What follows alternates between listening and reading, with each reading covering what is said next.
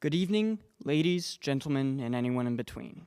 Regrettably, it is my somber responsibility to tell you that tonight marks the final live show to be broadcast from Williams Hall before it is demolished this summer. As such, we thought it would be fitting for us to invite you all to the funeral of Williams Hall. Please enjoy.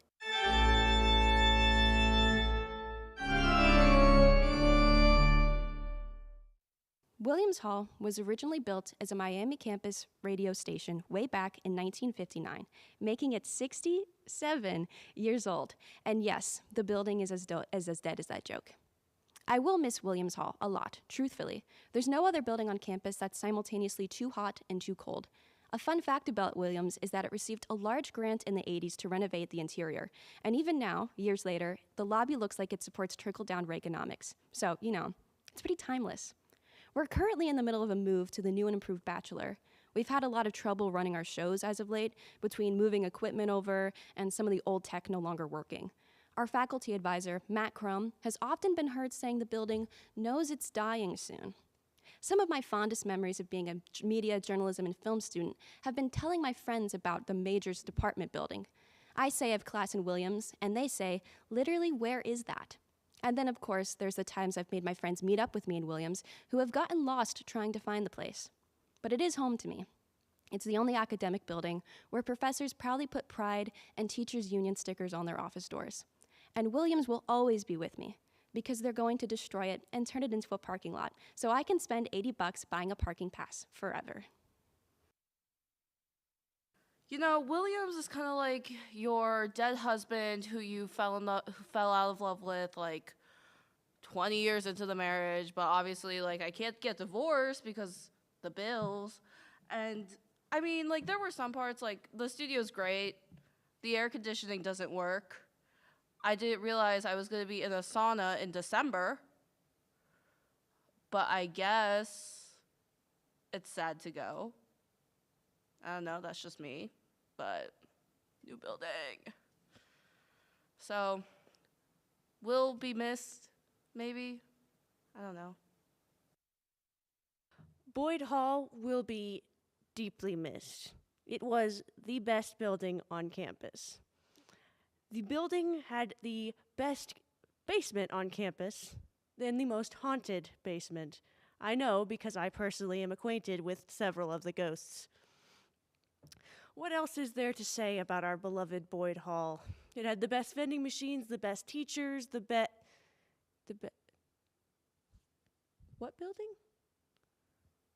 Okay, Williams Hall is being destroyed. Which one's Williams? Okay, the MJF building, Williams Hall, will be deeply missed. It was a building. It had some professors. It had some vending machines. What do you mean it doesn't have vending machines? Why?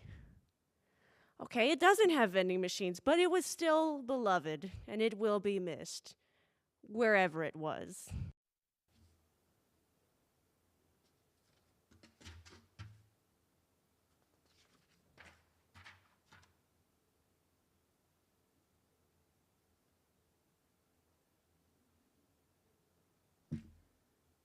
I had a really good time here in Williams. I honestly think that Williams is really one of the best buildings here on campus, despite all the mildew and mold and black mold and electricity problems and the bathrooms and the fact that we can't drink the water and the fact that there's caution signs everywhere and the fact that the elevator's out of date. Honestly, if you were to tell me that I'm standing here right now in front of however many people are watching this, which probably is not a lot, then I would be pretty happy. I think Williams has allowed me to flourish in a way that maybe I've never been able to flourish before, both in a school environment and socially, and I'm pretty happy. I honestly would say thank you, Williams, for the great times, the amazing memories, and yeah. Bye, Williams. I love you. I'm gonna sing a song now, because I'm gonna miss you. I can't believe Williams is leaving for good. I used to sweat and shiver a lot. I can't believe Williams is leaving forever, and I don't want to see it go. And who do you think you are, tearing down our building? Aw, why would you do that to us? I'm gonna miss you a lot. I don't want this building to go, and I also don't want to say bye to my friends and other things. Who do you think you are? This studio is really hot. Thank you.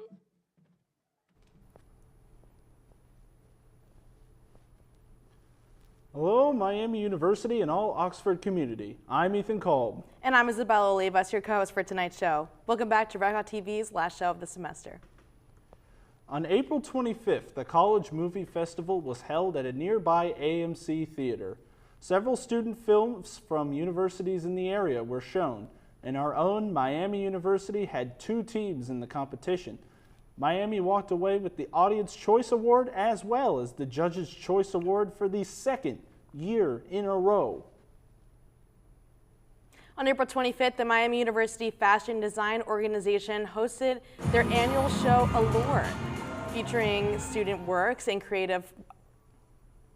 showcasing a large array of student projects, creative works, and more. With hundreds of students and faculty in attendance, the show provided the opportunity for fashion students to experience a quality level showcase.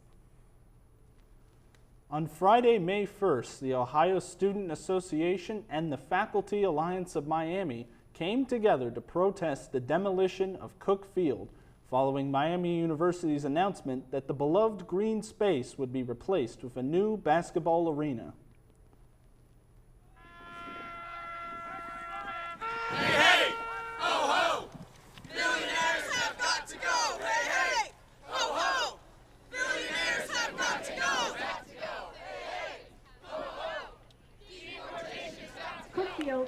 We are gathered here today, workers and students and student workers and worker learners, to say goodbye to you. Under your monoculture grass, under the fake turf, you are alive because bacteria can sleep for 100,000 years. Your diversity is alive under your plastic blanket. Broadax for some, land grabs for others. Pesticide for some, petroleum fertilizer for others. Subsidies and tax cuts for some. Sundown laws, redlining, gerrymandering, and ICE for others. But Cook Field, even in your sad state, trapped under the plastic blanket and the monoculture grass, about to feel the claws of giant yellow machines, you show us a pathway. You gave us a gathering place, a place to stretch and stand and move our bodies together joyfully, a place to sing and shout. They cannot break us. That's right. A better world is possible. We are unstoppable. A better world is possible. We are unstoppable. A better world is possible. We are unstoppable. A better world is possible. We are unstoppable. A better world is possible. We are unstoppable. A better world is possible.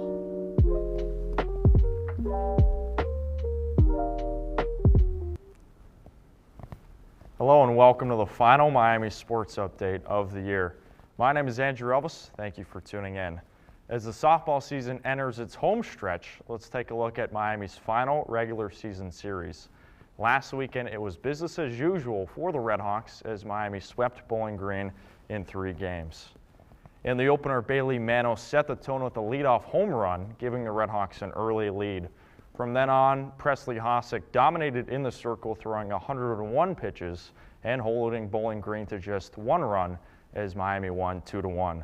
Game 2 saw the offense come alive early as the Redhawks scored 4 runs across the first 3 innings, with RBIs from Denitza Hernandez, Evie Dudene, and Ella Carter. Hosick continued her strong weekend as she needed just 78 pitches for her second straight complete game as the Red and White won 5-0. In the finale, both teams were quiet early before the Redhawks broke through in the fourth. Hernandez drove in a run on a fielder's choice, and Dudonay added a sacrifice fly. Leah Chevrolet took care of the rest as she also went the distance with 7 strikeouts, and Miami completes the sweep with a 3-2 win. The Redhawks finished the regular season 38-16 overall and 19-8 in conference play. They enter the MAC tournament as the 3 seed and will face 6 seed Western Michigan. The quest for a 7th straight MAC title begins Wednesday in Akron at 2:30. Turning to baseball, the Redhawks also are putting together an impressive season. Miami entered the weekend 2nd in the MAC and traveled to Kalamazoo for a crucial 3-game series. In Game 1, the Redhawks won a high-scoring battle 11-9. Evan Applewick got things started with a 2-run homer in the first. Miami built a 9-1 lead thanks to a big 4th and 5th inning, and despite a late push from Western Michigan, Austin Berggren secured the win, slamming the door and getting a 2-inning save. Game 2 followed a similar script, with Tommy Harrison putting the red and white on board first with a solo home run in the 3rd. But right after, Western responded with 6 runs in the 4th. The Redhawks answered back in a big way, scoring 8 runs in the 6th, including RBI singles from Dirks, Applewick, and Krupinski. Miami holds on for a 12-8 victory in the series finale. Unfortunately, the Redhawks fell just short, falling 11-10. Miami led into the 8th inning, but Western Michigan eventually dialed off 6 runs and they walked it off. Miami takes 2 of 3 on the road and now sits at 32-15 overall and 19-8 in the MAC, tied for 2nd place. The Redhawks return home to Oxford for their final home series of the season, a 3-game set against UMass. First pitch is set for Friday at 3 p.m. Thank you for following along all year long. Covering Miami athletics this season brought excitement from start to finish, and one thing is for sure, the future of Miami sports is bright. For the final time, my name is Andrew Elvis. Thank you for tuning in, and go Redhawks.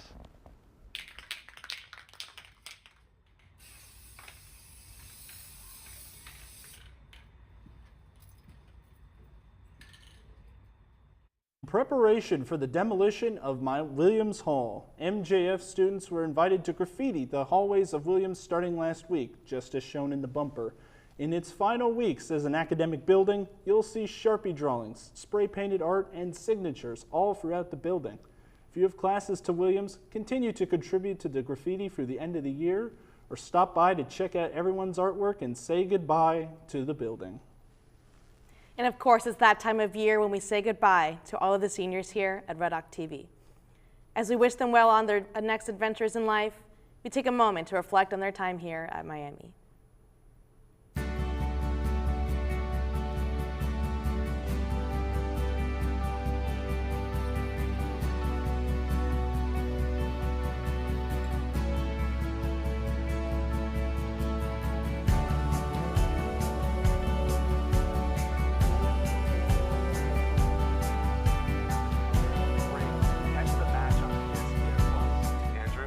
Steven.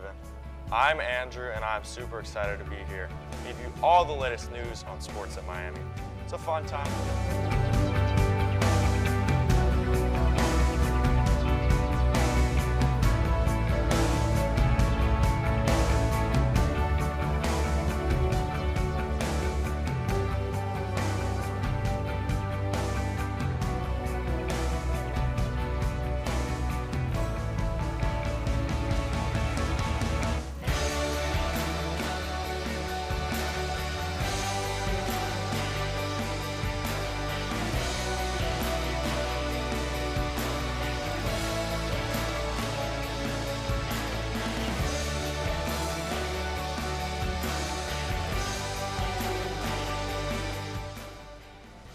Thanks, Emmy.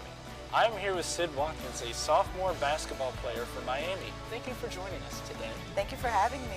So, how was practicing for the season?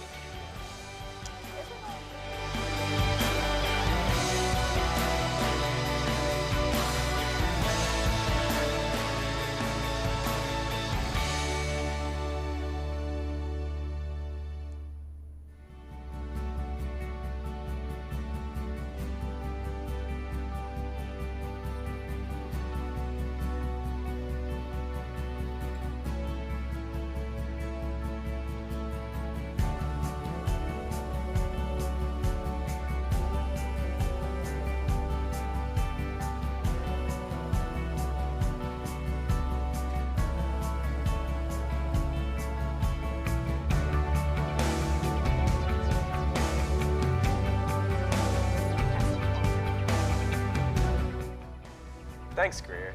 Today I'm joined by two guests from Paws for a Cause. Marilyn, the president of Paws for a Cause, and Cassidy, the secretary. So thank you guys for coming out today.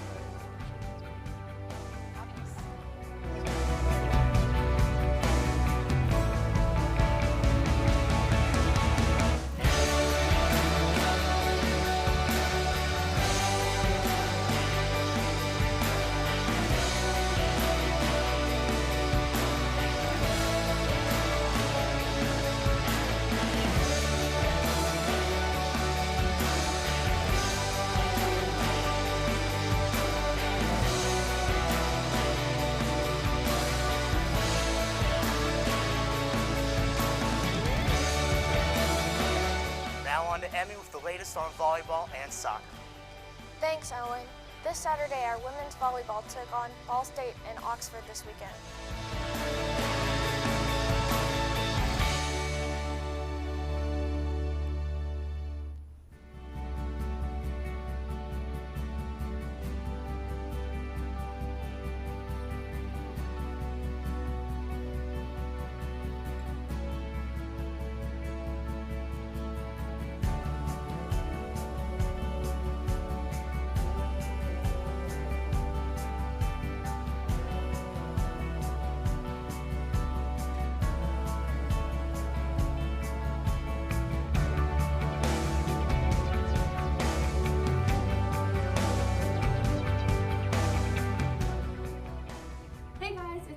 And Sydney, we just wanted to thank you guys for all of your contributions to RTV this year, really welcoming us to the club as freshmen.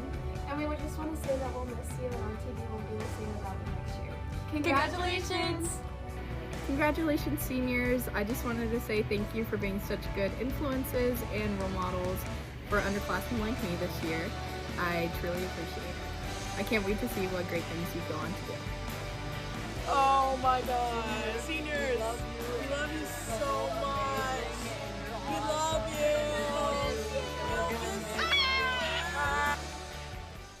Thank you for tuning in to Red Hawk TV. I'm Isabella. And for the final time, I'm Ethan Kolb. Don't forget to follow us on Instagram and subscribe to our YouTube channel at Red Hawk Television MU. Ladies and gentlemen, for the final time, Sophia Rowley.